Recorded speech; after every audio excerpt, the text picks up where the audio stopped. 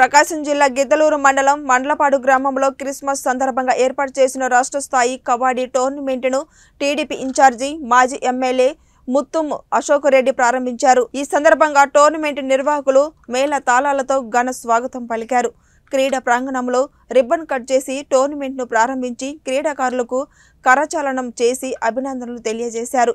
అనంతరం అశోక్ రెడ్డి మాట్లాడుతూ నాడు తెలుగుదేశం హయాంలో క్రీడల కోసం మినీ స్టేడియాల నిర్మాణానికి నిధులు మంజూరు చేయడం జరిగిందని, మళ్ళీ తెలుగుదేశం అధికారంలోకి రాగానే గ్రామీణ క్రీడలకు మరింత ప్రోత్సాహం అందిస్తుందన్నారు। అనేటువంటిది మన గ్రామీణ క్రీడ। పూర్వం రోజులలో కబడ్డీ అంటే జనాలు తండోపతండాలుగా వచ్చి చూసేవాళ్ళు। గత 10 సంవత్సరాల నుంచి మరలా జాతీయ స్థాయిలోనే కాదు ఇంటర్నేషనల్ స్థాయిలో కూడా ఈ యొక్క క్రీడకి అత్యంత ప్రాచుర్యం రావడం జరిగింది। ఈ యొక్క కబడ్డీ అనేటువంటిది మన రాష్ట్ర క్రీడ। ఇటువంటి కబడ్డీ టోర్నమెంట్ని ఇక్కడ నిర్వహించడం, ఏ కార్యక్రమాన్ని చేపట్టాలన్నా కూడా ప్రతి కార్యక్రమానికి ఆర్థికమైనటువంటి అంశం అనేటువంటి